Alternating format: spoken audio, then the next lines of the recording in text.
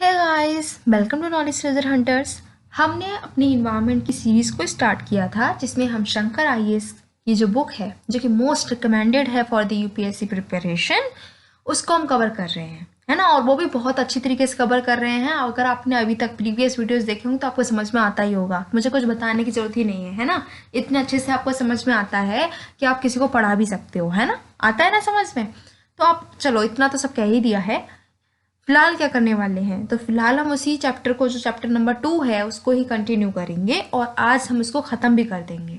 आज हम क्या देखने वाले हैं, आज हम देखने वाले हैं बायो जियोकेमिकल साइकिल्स को।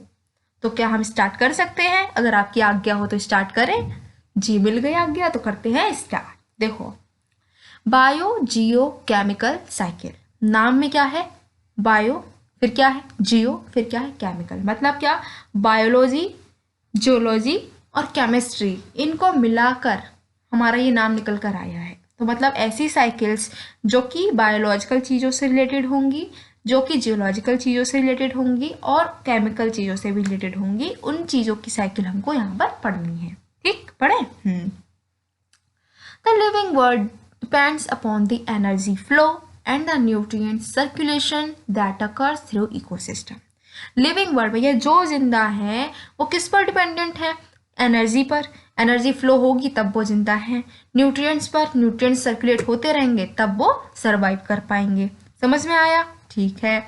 Both influence the abundance of organisms, metabolic rate at which they live and complexity of ecosystem. अब जो एनर्जी है, कितनी एनर्जी अवेलेबल है, कैसे वो फ्लो हो रही है, कितने न्यूट्रिएंट्स अवेलेबल हैं, इनसे ही ये डिसाइड होता है कि कितने ऑर्गेनिजम्स होंगे। ठीक है, उनकी मेटाबॉलिक रेट किस तरीके का होगा, ठीक है, और जो इकोसिस्टम है वो कितना कॉम्प्लेक्स होगा। ये सारी चीज़ें डिसाइड कौन करते हैं? दो दादाजी। दो दादाजी कौन से हैं? पहले हैं एनर्जी फ्लो दादाजी, दूसरे हैं न्यूट्रिएंट सर्कुलेशन दादाजी। ठीक, दो दादा हैं, वो डिसाइड करते हैं कि कितने ऑर्गेनिजम्स भैया होंगे, कितनी मेटाबॉलिक रेट पर वो जिंदा रहेंगे और कितने कॉम्प्लेक्स आपके इकोसिस्टम्स होंगे। Next is energy flows through ecosystems, enabling the organisms to perform various kinds of work, and this energy is ultimately lost as heat forever in terms of usefulness of the system. भैया ये बहुत बार पढ़ चुके हैं हम, ये बहुत बार समझ चुके हैं। एनर्जी, कोई भी काम करना है एनर्जी चाहिए ही चाहिए, और जैसे जैसे एनर्जी एक लेवल से दूसरी लेवल पर जाती है तो कुछ ना कुछ एनर्जी जो है वो रास्ते में ही खो जाती है। ठीक है, ये हम पढ़ चुके हैं ना। 10% लॉ नहीं पढ़ा है आपने, प्रीवियस वीडियोस को जाकर देख लो, सब कुछ अवेलेबल है। मैंने सब कुछ आपको अच्छे से समझाया है, कैसे वो 10% जो एनर्जी है वो लॉस हो जाती है, कैसे 10% आगे जाती है, 90% लॉस हो जाती है, ये सब मैंने आपको समझाया है। ऑन दी अदर हैंड, दूसरी तरफ अगर हम बात करें न्यूट्रिएंट्स की, तो nutrients of food matter never get used up. जो न्यूट्रिएंट्स हैं वो कभी ख़त्म ही नहीं होते, वो बार बार वही रिसाइकिल होकर आते रहते हैं। तो अगर हम एग्जाम्पल के तौर पे देखें तो जो हवा आज हम जिसमें सांस ले रहे हैं वो कई मिलियन साल पहले उसी हवा को हमारे जो पूर्वज हैं उन्होंने भी उसी हवा में सांस ली होगी। फिर वो हवा फिर से रिसाइकिल हुई, फिर से रिसाइकिल हुई और वो फिर से आ गई हमारे पास, अब हम उसमें सांस ले रहे हैं। तो ये है बायोजियोकेमिकल साइकिल का इंट्रोडक्शन। आगे और समझेंगे। Carbon, hydrogen, oxygen, nitrogen and phosphorus as elements and compounds make up 97% of the mass of our bodies and are more than 95% of the mass of all living organisms. क्या क्या चीज़ें? Carbon, hydrogen, oxygen, nitrogen and phosphorus. 5 चीज़ें हैं। कौन कौन सी? फिर से बोलो। Carbon, hydrogen, oxygen, nitrogen, phosphorus. ये 5 एलिमेंट्स हैं जो क्या करते हैं, हमारी बॉडी का जो मास है ना उसका 97% कार्बन से, हाइड्रोजन से, ऑक्सीजन से, नाइट्रोजन से और फॉस्फोरस से मिलकर बना है। और जितने भी लिविंग ऑर्गेनिजम्स हैं उसका 95% से ज़्यादा। ठीक है। In addition to these, about 15 to 25 other elements are needed in some form for the survival and good health of plant and animals. Carbon, hydrogen, oxygen, nitrogen, phosphorus तो चाहिए ही चाहिए। इसके अलावा भी 15 से 25 एलिमेंट्स और ऐसे हैं जो हमें चाहिए किसी ना किसी फॉर्म में अपने सर्वाइवल के लिए, अपनी गुड हेल्थ के लिए। These elements or mineral nutrients are always in circulation, moving from non-living to living and then back to the non-living components of it.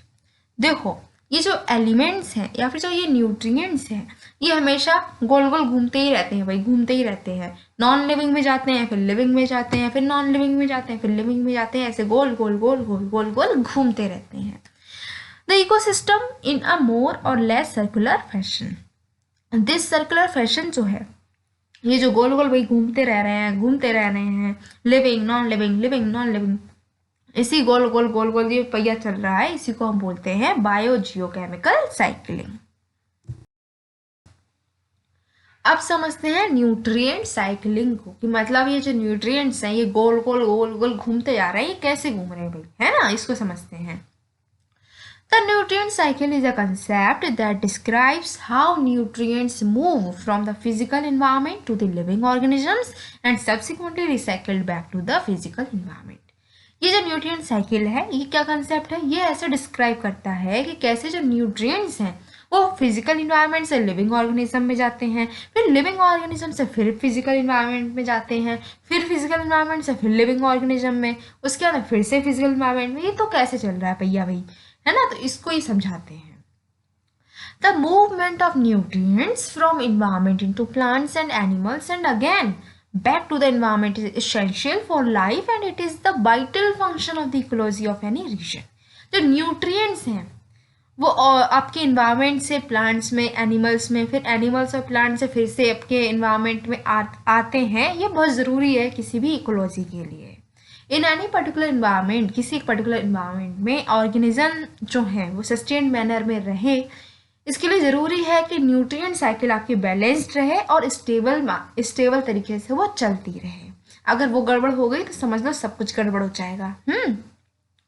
Nutrient cycling is typically studied in terms of specific nutrients with each nutrient in an environment having its own particular pattern of cycling. अब जब nutrient cycling है तो कहीं ऐसा है कि हम सारे न्यूट्रिएंट्स को एक ही साइकिल में पढ़ देंगे? ना भैया ना, ऐसा तो ना हो पाएगा। क्या करना पड़ेगा कि हर एक न्यूट्रिएंट की अलग अलग साइकिल होती है, उनकी अपनी अपनी नीड्स होती हैं, अपने अपने पैटर्न होते हैं, उसके बेसिस पे हम अलग अलग न्यूट्रिएंट की साइकिल को अलग अलग पढ़ते हैं। Among the most important nutrient cycles are the carbon nutrient cycle and the nitrogen nutrient cycle. अब वैसे तो सब कुछ इम्पॉर्टेंट है, लेकिन इनमें भी इम्पॉर्टेंट में से भी इम्पॉर्टेंट जो है वो दो हैं। कार्बन की कैसे साइकिलिंग होती है और कैसे नाइट्रोजन की होती है। Both of these cycles make up an essential part of the overall soil nutrient cycle. दोनों ही साइकिल्स जो हैं सॉइल में कैसे न्यूट्रिएंट जो है वो उनकी साइकिल चल रही है उस पर डिपेंड करते हैं, ठीक है, उसकी साइकिल को भी चलाती हैं। सॉइल में जो साइकिल चल रही है न्यूट्रिएंट की उसको भी ये दोनों साइकिल्स चलाती हैं। There are many other nutrient cycles that are important in ecology including a large number of trace mineral nutrient cycles. इनके अलावा भी ऐसा नहीं है कि सिर्फ ये आपकी जो कार्बन और नाइट्रोजन की साइकिल है बस वही इंपॉर्टेंट है, जी नहीं, इसके अलावा भी बहुत सारी साइकिल्स ऐसी हैं जो कि बहुत इंपॉर्टेंट हैं। सबको हम देखेंगे थोड़ा थोड़ा, ठीक है। अब देखते हैं टाइप्स ऑफ न्यूट्रिएंट साइकिलिंग, ठीक है। ये जो साइकिल चल रही है न्यूट्रिएंट्स की, इनके कितने तरीके की है ये, तो based on the replacement period a nutrient cycle is referred to as perfect and imperfect. जैसे कि हम एचआर में देखते हैं, जैसे कि हम अपने और जो सब्जेक्ट्स है उसमें हम क्या करते हैं, हम भैया टॉपर हैं, टॉपर की तरह पढ़ेंगे, ऐसा हमारा रहता है ना।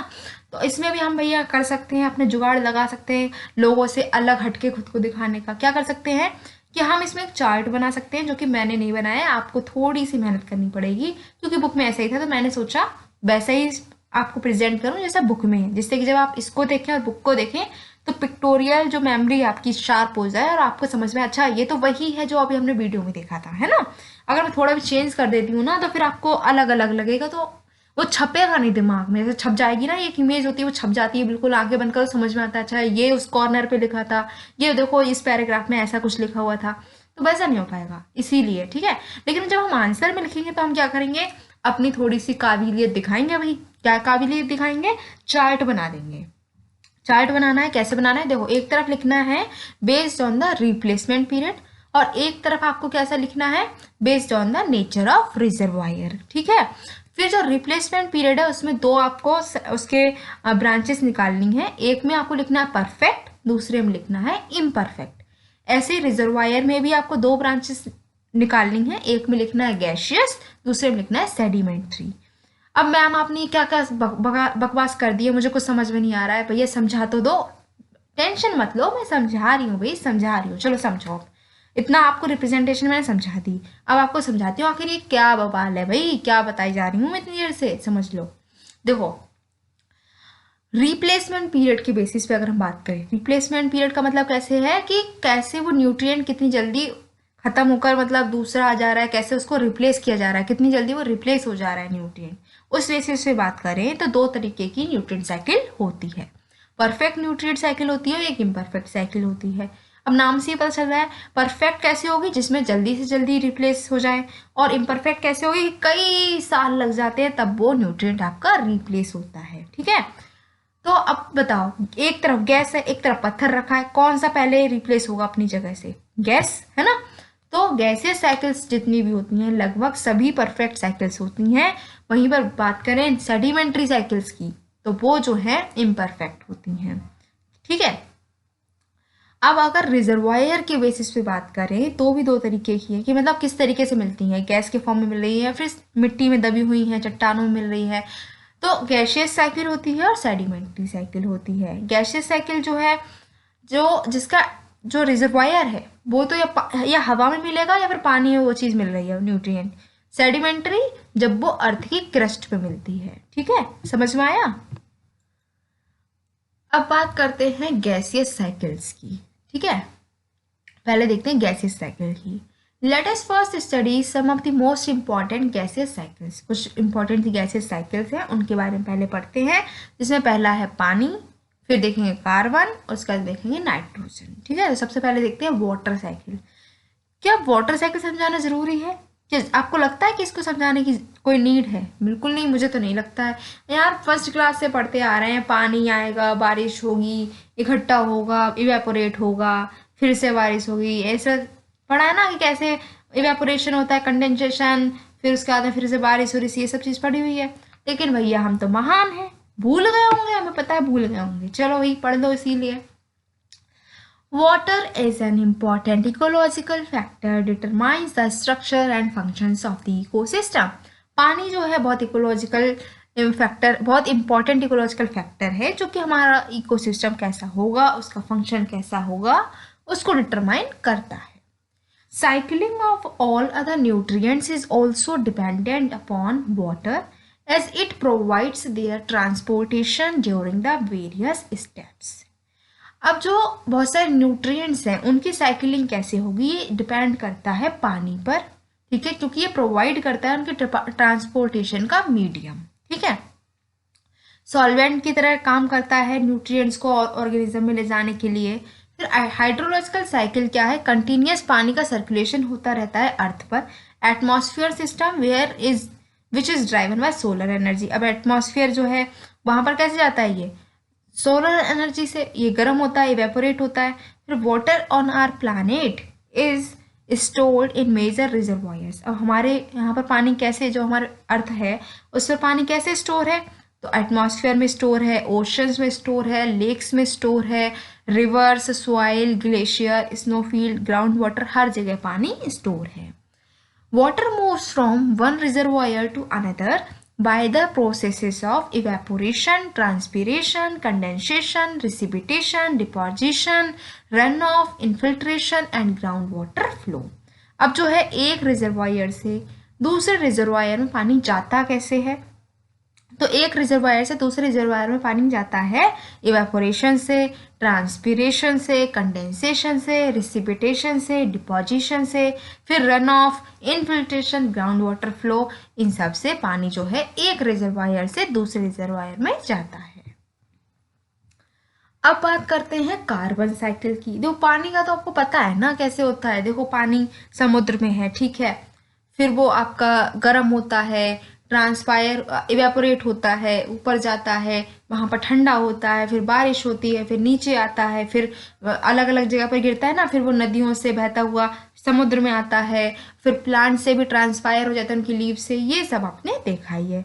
अब देखते हैं कार्बन साइकिल, ठीक है। Carbon is a minor constitute of the atmosphere as compare to oxygen and nitrogen. अगर हम ऑक्सीजन और नाइट्रोजन के मुकाबले देखें कार्बन को, तो कार्बन तो बहुत ही थोड़ी सी मात्रा में हमको मिलता है।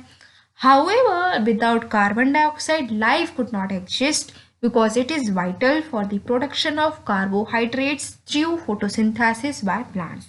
लेकिन कार्बन डाइऑक्साइड अगर ना हो तो हमारी लाइफ जो है वो एग्जिस्ट नहीं कर पाएगी। ये ज़रूरी है कार्बोहाइड्रेट्स बनाने के लिए, और कार्बोहाइड्रेट्स जो है वो खाना बनाते हैं प्लांट्स का, और उससे ही फिर हमें एनर्जी मिलती है, इसीलिए ज़रूरी है CO2 भी।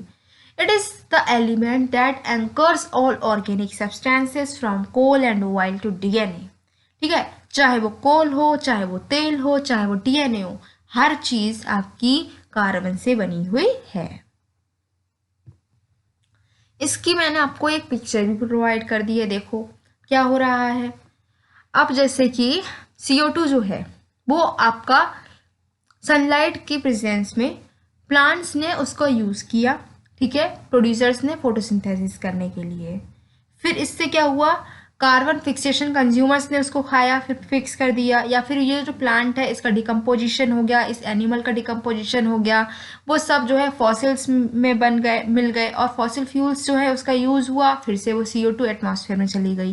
प्लांट से रेस्पायरेशन किया, एनिमल ने रेस्पायरेशन किया, उनका उससे भी क्या हुआ, CO2 निकली, यूज़ हुई, और क्या हुआ, एटमॉस्फेयर में चली गई। तो ये है carbon cycle. Carbon is present in the atmosphere mainly in the form of CO2. Carbon cycle involves a continuous exchange of carbon between the atmosphere and organisms. जो कार्बन है वो किस फॉर्म में हमारा जो है प्रेजेंट है, तो कार्बन मिलती है पहली बात तो एटमॉस्फेयर में, वो भी CO2 के फॉर्म में, ठीक है। कंटिन्यूस एक्सचेंज होता है कार्बन का एटमॉस्फेयर और ऑर्गेनिजम्स के बीच में। Carbon from the atmosphere moves to green plants by the process of photosynthesis and then to animals. अब जो कार्बन है एटमॉस्फेयर से मूव करती है ग्रीन प्लांट्स में फोटोसिंथेसिस की प्रोसेस से, उसके बाद में एनिमल्स में। By process of respiration and decomposition of dead organic matter, ये क्या होता है, एटमॉस्फेयर में फिर से आ जाती है।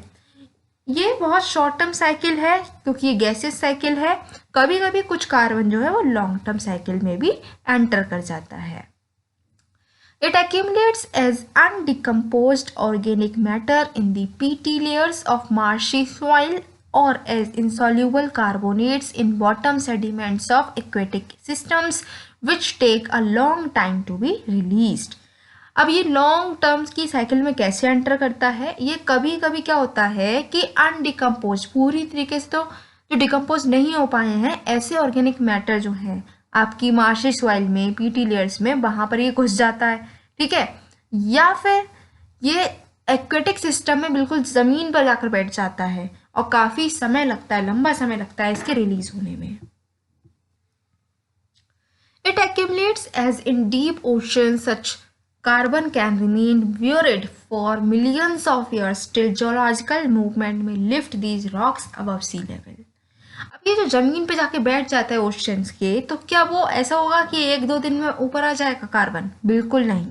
मिलियंस, जिलियंस, बिलियंस, ट्रिलियंस, पता नहीं कितनी ज़्यादा सालें लगती हैं तब जाकर वो ऊपर आ पाता है। जब कोई जियोलॉजिकल मूवमेंट हो और वो नीचे की सॉइल जो है, नीचे का रॉक जो है वो ऊपर आएगा, तभी कार्बन भी ऊपर आएगा। These rocks may be exposed to erosion, releasing their carbon dioxide, carbonates, bicarbonates into streams and rivers. अब ये जो रॉक्स हैं हो सकता है ये एक्सपोज हो जाए, इरोजन हो इनका, ठीक है। अगर इरोजन होता है तो CO2 रिलीज हो जाएगी, कार्बोनेट्स, बाइकार्बोनेट्स जो हैं वो भी स्ट्रीम्स में, रिवर्स में रिलीज हो जाएंगे। फॉसिल फ्यूल्स जैसे कि कोल, ऑयल, नेचुरल गैसेस, वो ऑर्गेनिक कंपाउंड्स हैं जो कि पहले जो हैं व्यूरिड थे, ठीक है, डिकम्पोज होने से पहले, उसके बाद में जियोलॉजिकल प्रोसेस जो हैं उनकी वजह से वो फॉसिल फ्यूल बन गए हैं। तो फॉसिल फ्यूल क्या है, वो कार्बन के कंपाउंड्स ही हैं। व्हेन दे आर बर्न, जब उनको जलाया जाता है तो फिर से कार्बन जो है स्टोर उनमें जो होती है वो बाहर निकल आती है। सो गाइस, मुझे लगता है कि इस वीडियो को अब यहीं पर अपने लोग को ख़त्म कर देना चाहिए। 2-3 हमने अभी साइकिल वैसे ही इतनी पढ़ ली है तो समझ में नहीं आएगा, है ना। आराम आराम से समझते हैं। आगे हम नाइट्रोजन साइकिल क्योंकि कवर करने वाले हैं। नाइट्रोजन साइकिल बहुत बड़ी साइकिल है, उसमें काफ़ी चीज़ें आपको याद करनी पड़ेंगी, तो मुझे लगता है उसको सेपरेटली हमें समझना चाहिए, इसलिए उसको हम नेक्स्ट वीडियो में कवर करेंगे, ठीक है। और वीडियो ज़्यादा लेंदी भी हो जाएगा अगर उसको हमने अभी कवर किया, फिर खिचड़ी पक जाएगी तो और अलग है दिमाग में, है ना। इसीलिए इसको यहीं पर ख़त्म करते हैं। मिलते हैं नेक्स्ट वीडियो में नाइट्रोजन साइकिल के साथ में। और उस दिन भैया नाइट्रोजन साइकिल को देखने के लिए बिल्कुल तैयार रहना, दिमाग को खाली कर लेना जिससे कि वो घुस जाए, है ना। बहुत ज़्यादा कन्फ्यूजन उसमें क्रिएट होती है इसीलिए। सो आई होप आपको इतना तो समझ में आया ही होगा। अगर आपको समझ में आया है तो आपको क्या करना है, लाइक करना है, शेयर करना है और सब्सक्राइब करना है, ठीक है। मिलते हैं नेक्स्ट वीडियो में। Till then keep your knowledge treasure hunting on.